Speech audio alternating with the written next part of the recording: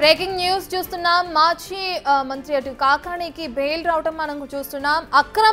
అక్రమ మైనింగ్ కేసులతో షరతులతో కూడిన బెయిల్ ని మంజూరు చేసింది హైకోర్టు. ఇక కాకాణికి సంబంధించి బెయిల్ మంజూరు అవటం చూస్తున్నాం. కాకాణి పాస్పోర్ట్ సమర్పించాలని కూడా ఏపీ హైకోర్టు ఆదేశాలు జారీ చేసింది. మాజీ మంత్రి కాకాణి గోవర్ధన్ రెడ్డికి ఊరట దక్కిందని కూడా మనం చెప్పుకోవచ్చు. అక్రమ మైనింగ్ కేసులో హైకోర్టు ఇప్పటికే షరతులతో కూడిన బెయిల్ మంజూరు చేసింది. ప్రస్తుతం ఆయన నెల్లూరు జైల్లో రిమాండ్లో ఉన్నారు.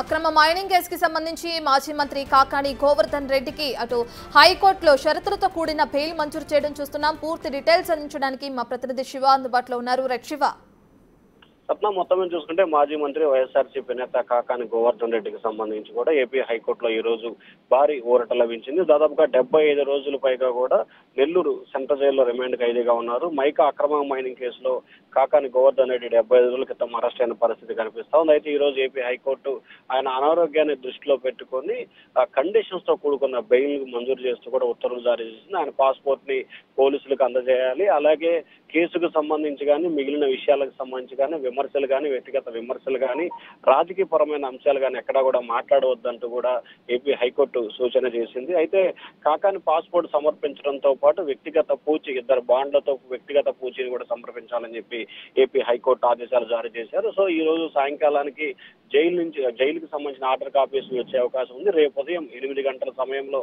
కాకాని గోవర్ధన్ రెడ్డి నెల్లూరు జైలు నుంచి కూడా విడుదలయ్యే అవకాశం కనిపిస్తా ఉంది. రత్న రోజుల నుంచి ఆయన జైల్లోనే ఉంటున్న ఘటన కూడా మనం చూస్తున్నాం. అయితే ఇప్పుడు ఆయనకి విడుదల అవటం కూడా చూస్తున్నాం కదా, దీనికి సంబంధించి ఎలా చూడొచ్చు అంటారంటే ఎవరైనా స్పందిస్తున్నారా అటు కుటుంబ సభ్యులు కానీ లేదంటే రాజకీయ నేతలు కానీ?